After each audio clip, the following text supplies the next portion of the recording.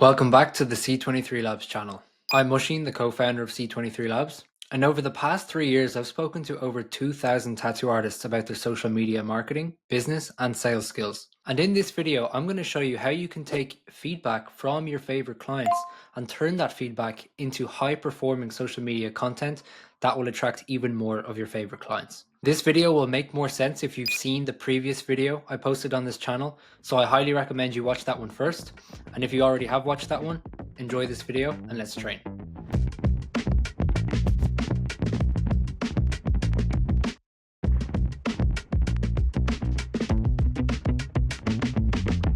Okay, now let's go through the answers that we got from our favorite clients and from ourselves from the previous video, how we can turn those answers into actual content ideas, subtopics, and keywords that we can then search for on Instagram to figure out what the best performing reels are in those type of niches, subtopics, keywords, etc. And if you're watching this the first way through, no problem.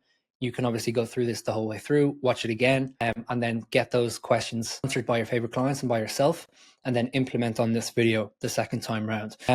And what I've done to kind of drive this point home and give you some real life examples is I've gotten Oscar Kermo to actually ask these questions to his favorite clients and also himself.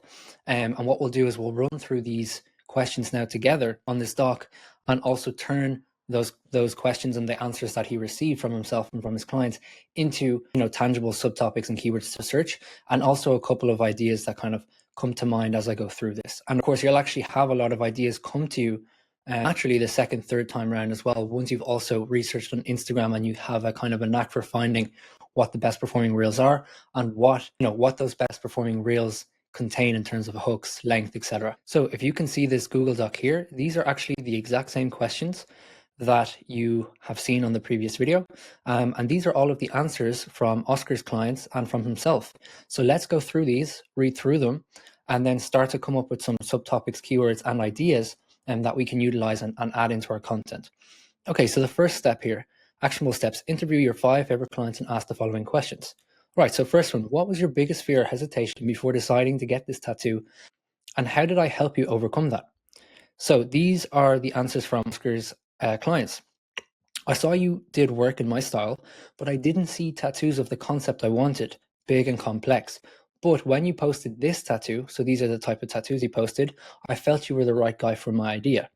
And when I met you and seeing how organized and careful you are at asking questions about my project, I immediately felt more safe and confident that I'm in the right hands. Okay, so this is a really great answer from Oscar's clients as well. All of his kind of favorite and best clients had pretty much the exact same. This is kind of simplified down to make this video a bit more easy to understand and to take in as well, without having 5 to 10 different answers. Okay, so that's the first question. Let's just bank that in our mind. Why did you choose me specifically as your tattoo artist over others? Love your style of work, looks so realistic and looks good on clients. I like how aesthetically pleasing your social media and studio was, but most importantly, I loved how you show how the tattoo sits on your clients in everyday life, showing the movement in videos and day-to-day seating and standing angles that could help me envision me wearing the tattoo. That's a really important one that we'll come back to. You also show the process so I could imagine me being there already and I would be taken care of. Okay, so now we're getting a really good kind of understanding of the direction of social media content that Oscar should steer towards in order to attract more of his ideal clients, right? Because the answers are kind of interchangeable and interlinked here. But let's keep going, and it's going to paint an even clearer picture on where to get started for us. So what information or content did you find the most helpful before getting your tattoo? Example, videos, post, client testimonials. So what they said was the concept, tattoo process, day in the studio to completion. Right, so the videos of them, of Oscar showing the tattoo concept, the design, etc. Also the process during the day, kind of the day in the studio type things, to the completion of the tattoo as well. So that shows that you spend a lot of time designing the tattoo and constantly communicating with your clients on the ideas to make sure it still matched their vision. So this is a really important one. One of the biggest fears that Oscar's favorite clients had as well, which will be written here somewhere, is that they weren't sure if they were going to have any say in how it turned out. With someone as the stature of Oscar, they might have thought that he kind of had full creative freedom, but not just full creative freedom, but also wouldn't listen to their inputs, which is actually the exact opposite as well.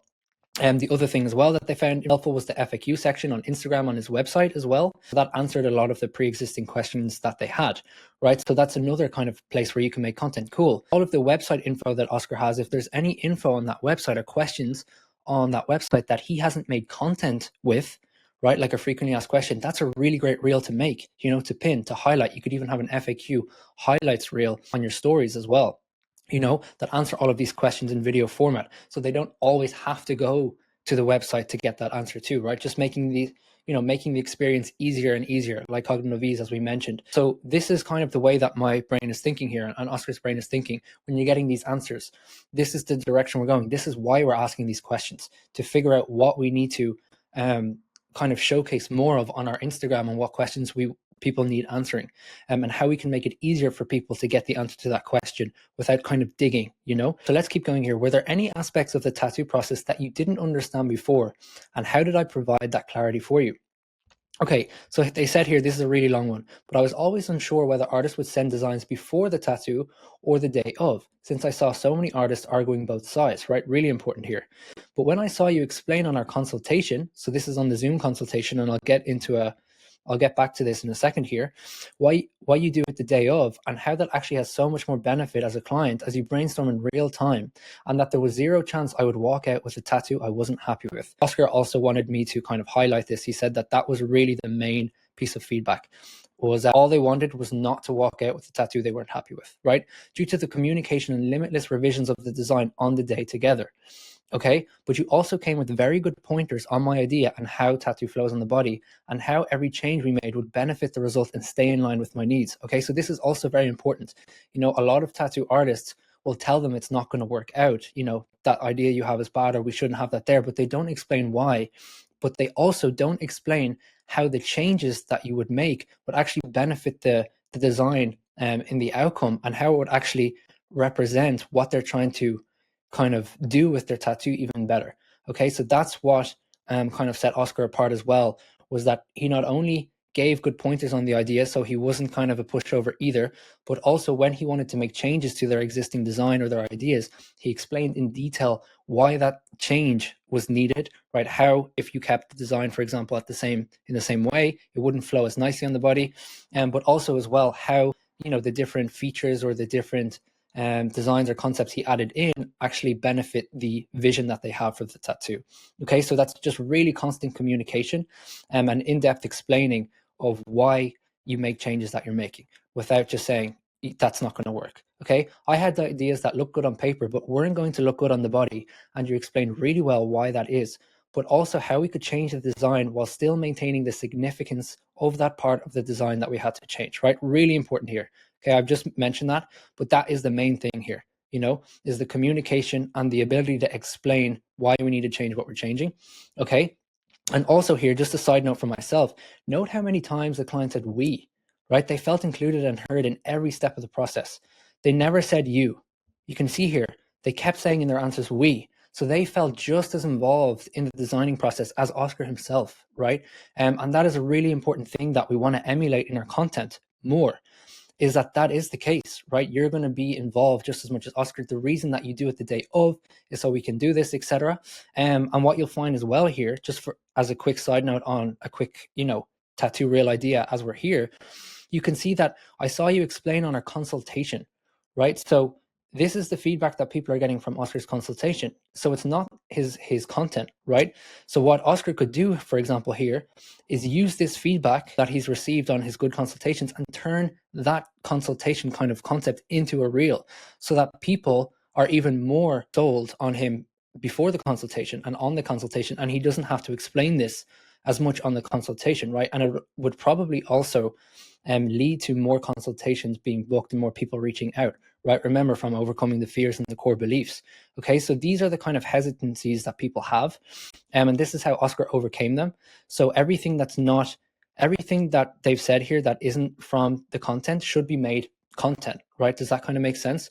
So Oscar should really make a reel indirectly or directly talking about how there's limitless revisions. If I make a change on the design, it's for the benefit of you, and I'll explain exactly why I'm making that change, right? And you'll feel involved every step of the process. Now, he doesn't have to say that directly on the reel. This is the whole point, and we'll get into examples of indirect reels in a second in the next video.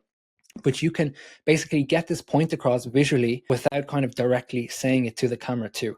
Okay, that's the beauty of social media. It's all visual, and people can kind of paint this picture in their minds without you needing to have to say that. Okay, so that's just kind of another real idea example as we're going through here. Okay, so let's keep going. What do you love most about your tattoo and the experience of getting it done with me in particular? How attentive you are, how much you cared about my idea. Once again, you didn't just say my ideas were bad. You explained the issues and actually presented solutions, but also explained why the solutions work. I always felt listened to, you care and feeling safe, and I felt safe in the result, right? So you can see the kind of repeated answers here. This is really where the content idea should come from now. Okay, you can see that a lot of these answers are very similar. On the fears, the hesitations, the uncertainties, the questions that people had before the consultation are very similar. And that's what Oscar could do here, for example, and yourself, is touch on these more in your content and make it so that people can watch these type of videos easily as well, to make it easier to reach out to you and be more excited before they even reach out. Okay. Was there a particular moment or detail during our interaction that made you feel particularly confident in my abilities? You took such a long time to perfect the design and finding the right size and repeatedly doing the stencil until it was perfect, right? This is another common myth that tattoo artists have, is if you take too long on the stencil, people get annoyed, but it's actually the opposite. And if your clients do get annoyed at that, you probably need to look at why those people are so impatient, and they've probably been sold on you for the wrong reasons. Okay, but you can see here that actually taking your time and redoing it and stressing over everything, the clients really appreciate, okay, which showed me your passion and perfectionism and care, which once again made me feel so reassured the whole way through, right? Being reassured being that they're not going to walk out of the studio with a tattoo they didn't want, right? Remember, that's the main pain that we have here. The cleanliness of every single part of the process too, studio, station, tattoo hygiene, right? Another thing that Oscar could highlight in his content more, right? Like day in the life of, we're cleaning up my station after a tattoo, or setting up my station and before a tattoo, right? Little things like this. This is all content that's going to touch on your client's hesitations and your client's questions, which in turn might not make you go viral, but it's going to get you so many more clients, which is all that matters. Okay. I was always checked in on how I was feeling, offering coffee, water, being greeted by everyone else in the studio, right? This is another really cool point here, which shows who you value working with and spending your time with, which showed me again that I was in the right place, right? So also, they really appreciated the studio's vibe as well and all the friendliness of the other people, right? So that's another tattoo reel you could make, right? Oscar going from concept to completion, but also sneaking in some shots there and videos of other members of staff and other tattoo artists talking with their client, admiring the stencil, having a laugh with them, offering them a coffee, not just Oscar offering them a coffee, right? Which shows that the environment in itself, the studio, is where they want to be, not just Oscar as well. Okay. And you can see that clients really value that, because it shows that if Oscar works with these type of people, then Oscar's the right guy for them, right? So really important. And if you don't feel like that's you, then consider, doing some due diligence on your studio and seeing if you're the right fit for that. Okay, so what advice would you give your former self or someone like you who's considering getting a tattoo, especially if they have any of the same fears or concerns you had? Remember, these are all questions, and these are the questions to yourself, but these are all questions from the clients, okay? And this is what the client said: research your tattoo artist in detail. There is a topic that Oscar could talk about in content. Instagram, make sure they have healed work, okay? Oscar can make a highlight story of healed work. Do a consultation with your artist to make sure you vibe. Oscar can emphasize the consultation process more, right? Which kind of ties into everything above. They are an expert, they listen, and that they care. Okay. Oscar, once again, can showcase that he listens, he's an expert, and that he cares, without directly saying it, just through visuals, right? And showing the process. It doesn't always have to be verbal, it doesn't have to be direct. It doesn't say, I do this, right? People can pick up what you're putting down if you take the right shots, which is obviously a whole other part of the course that Eduardo's done. Choose your artist, not a studio. Okay, this is an interesting one that they said. Choose your artist first, see if you value them, see if you resonate with them. And then in turn, kind of what's coming up here, naturally, if you kind of resonate with them and you get on with them, and you feel reassured with them, you're probably going to enjoy the studio that they're working in as well, because they wouldn't work in a studio that they hate. And if that's you, then, um, personal opinion, I would really reconsider where you're working if you don't enjoy the people around you as well. Okay, so that is the first section here. That's all of the answers from Oscar's clients, right? Really in depth, really great. Oscar asked multiple clients. We took the best of each one and also the similarities. But you can see here as I'm talking through this, how many content ideas you can have and how every single piece of content I've mentioned that we could potentially make has a real purpose behind it and really genuinely brings your audience a step closer to booking, especially your ideal clients, okay? Because these are the answers that you're taking from the clients you want more of as well, okay? And not only that, Oscar only asked the clients, which also got designs and styles, etc., and projects of what Oscar wanted more of as well. So he knew that if I make content on this sort of stuff, it's also going to attract more of the designs and ideas and concepts that I want to do, as well as really cool and people that I resonate with. Okay, next section here is questions to ask yourself. So these are questions you ask yourself, all right? What patterns do I notice in the answers my favorite clients give me above? Okay, so you can see here, we've kind of summarized that. Attention to detail, concerned about how much I will listen, concerned about the outcome of the finished piece, concerned about the lack of communication. Kind of all of this ties into this really, the outcome of the finished piece.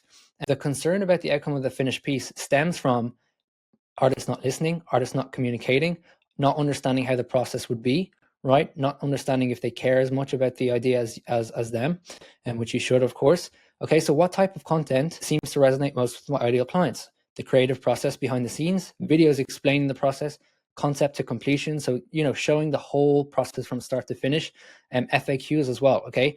And for Oscar here, all of his FAQs are mainly answered on the website. So he could turn every single FAQ that he has on the website that the clients here from this interview said really helped them to make a decision and turn that into video content as well. So Oscar said too, which is important, it's usually not the content that goes viral, but it's the content that touches on their internal concerns that makes the client take the next step to coming in with me and convert them into clients, right? So you've heard it here first from myself and Oscar. This is the most important thing. Oscar, who's very, very widely followed, right? Who does have a couple of reels that get millions of views.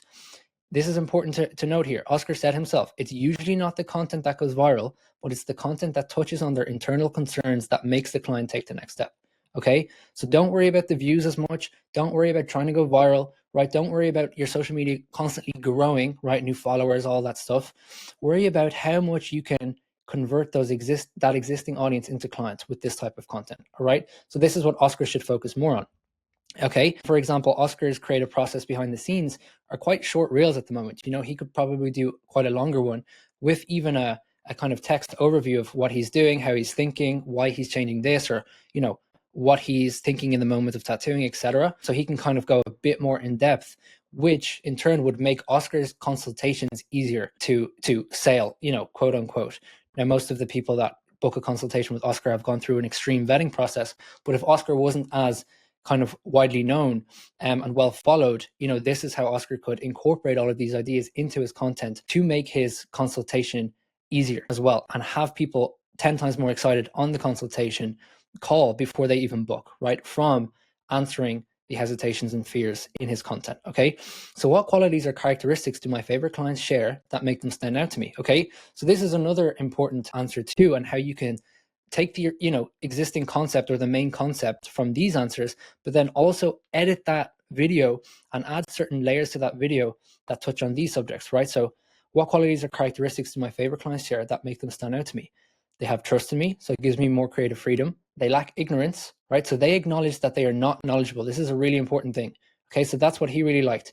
They were very open to listening to Oscar's point of view as an expert, right? Which goes back to the authority bias, and you can also paint yourself as more of an expert through your content as well.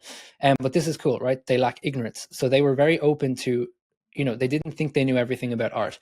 Okay, so the music they listened to, right? Getting more technical was techno.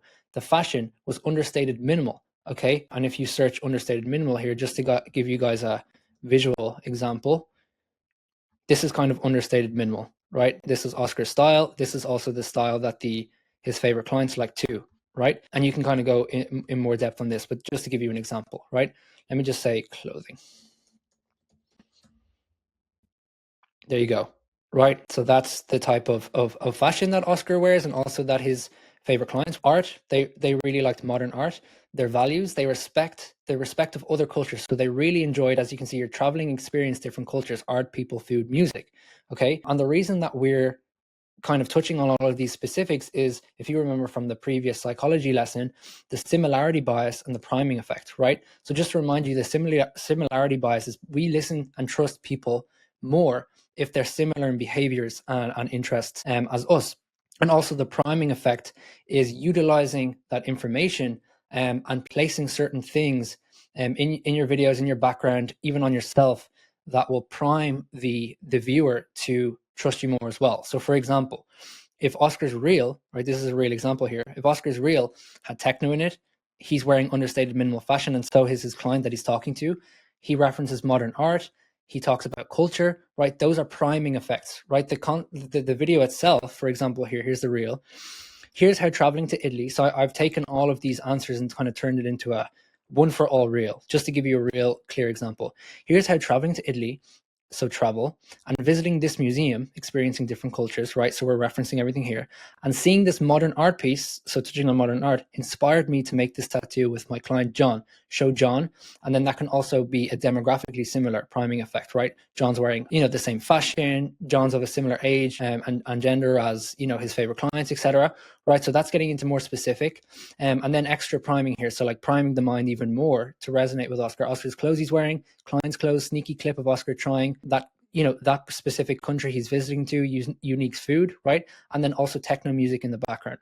So this is how like these little kind of tweaks, but by getting these answers from your clients and understanding them more in real specific detail, especially your favorite ones, you can prime or edit your videos or have certain things in your videos that kind of relate to that ideal client more. Okay, so the concept itself is a cool kind of idea for a reel, but then all of these mini intricacies and little details in the reel touch on so many different things. So for example, if I'm one of Oscar's ideal clients and I'm not sure who to pick, then I see this reel and it checks off 5 boxes of similarity with me. I'm like, whoa, techno music, he's wearing that fashion. Here we went to Italy, he's trying that food out. Oh, he made this beautiful, huge design from this. Oh, he's talking to his client. Oh, his client's actually similar to me too.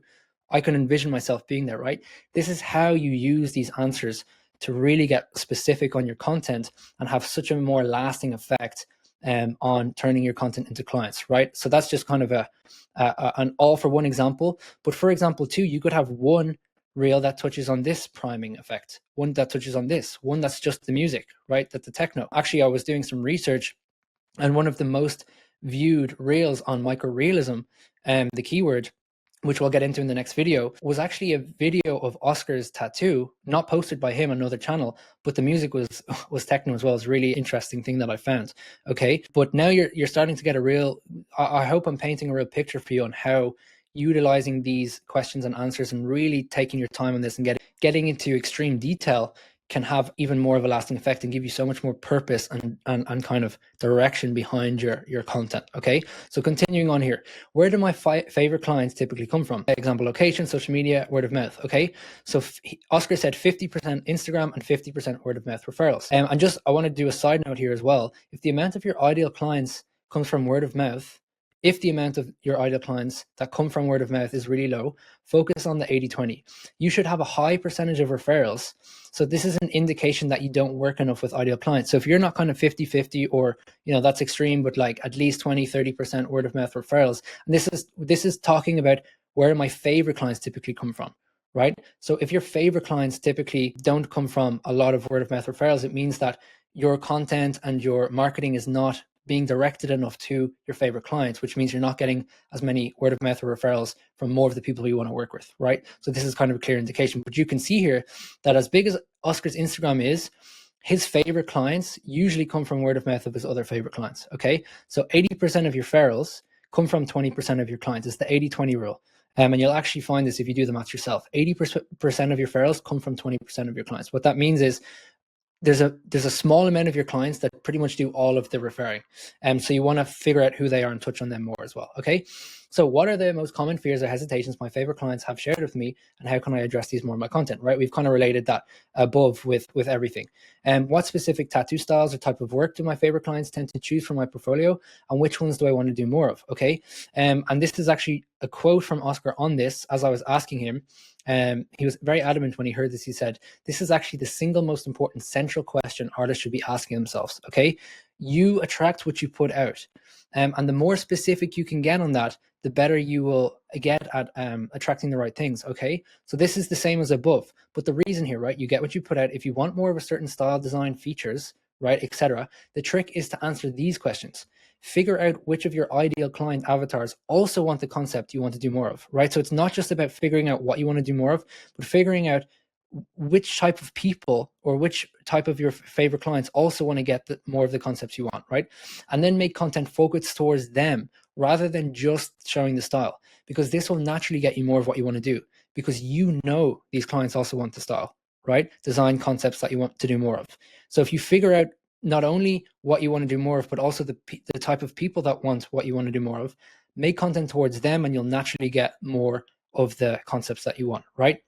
Once again, Oscar was, really loved this question when he saw it, and he really wanted to single this out and say, like, this is one of the most important questions here. Excuse my kind of just random highlighting. It's just the way that I kind of insinuate things. Okay, so on that note then, next question, what social media posts or content have generated the most engagement and responses from my favorite clients? So the full tattoo process demonstration, as we mentioned above. What topics or themes do my favorite clients regularly express interest in? Example, aftercare, inspiration, meaning behind tattoos. Incorporating my findings in art and culture into my work. The way I do the consultation, and my attentiveness and meticulous behavior in the day of the designing process, right? Once again, Oscar doesn't make, actually, in my personal opinion, doesn't make enough of this kind of type of content, right? They kind of realize that Oscar incorporates a lot of his findings in art and culture into his work, more on the consultation process and the Zoom, etc., and the day of. So that's what I think Oscar could highlight a bit more in his content to make people understand that before they even need to come in, right? So another question, which is kind of rhetorical, when you are liking someone a bit too much, then ask yourself what psychology is at play here. Once again from the other video, I mentioned that this is just really a rhetorical question to yourself to ask, okay, pay attention to my own behavioral patterns. What real content stops me in my tracks when I'm scrolling, and why, right? You want to save these reels and, find the commonalities within them, which we're going to do in the next video. Okay. And then implementing these answers into the content topics, right? So this is just kind of a question to have in the back of your mind always. And, pay attention to your behavioral patterns.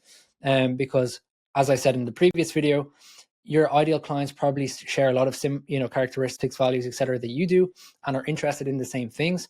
So there's a high chance that what you save and what you're attracted to would also potentially relate to your ideal clients too. And that will give you even more idea just from your natural day-to-day behavior as well. Okay. So from this now, let's go back through all of this content here, and let's take some subtopics or keywords to actually go now and search on Instagram, which I'll show you in the next video, how you can find the best performing reels on certain topics, and give us a real understanding. Okay, I'm going to search these keywords. I know that the reason I'm searching these keywords is because my ideal clients want to see more of this stuff. And then I can save all of the reels that kind of catch my eye and have done really well as well in terms of engagement, views, etc. And then I can take those reels, put my own spin on it, and then get started on my content with the purpose behind it, because of this background work we've done before. Okay, so for example, let's go broad here. So two broad keywords could be from this, right? Microrealism, tattoo, and let's say microrealism, tattoo artist, right? So they're pretty broad keywords. Okay, so now let's go a bit narrow. So for example, I remember people were talking about the consultation process and the healed work and stuff. So let's go microrealism, healed tattoos. And then let's go tattoo consultation process, for example. All right, so they're a bit more narrow. So these are broad. They kind of relate to everyone. These are more narrow. These relate to kind of specific questions and answers. And then we can go really niche here and really specific. So we're talking kind of one or two specific avatars. So let's go tattoos that flow with the body, right? That's very specific, but I remember seeing that a couple of times, right? How people wear them. They, Oscar's clients mentioned a lot that they like how Oscar shows how the tattoo would be worn in a day-to-day setting, which could really help them envision how it would flow on their body. Let's go tattoo collaboration. right? That's a very specific collaboration process, because a lot of Oscar's clients wanted to know how much they would collaborate, right? Which is more of the kind of consultation and design process, and the attention to detail. And then let's do one more narrow. Okay, for example, let's do Greek mythology, microrealism, tattoo concept, right? Super specific.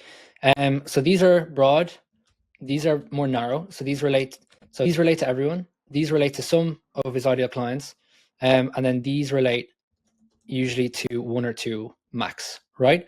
So now what we're going to do is let's get started with this. I obviously recommend you have way more than two for each, but let's just get started with this as an example. And actually, I think a lot of these keywords here would, kind of relate to a lot of the people watching too, which is good. But what I'm going to do now in the next video, what we're going to do together, is I'm going to actually show you how you can research Instagram with these keywords and find. Thank you for sticking out the video. I hope you at least learned one new thing.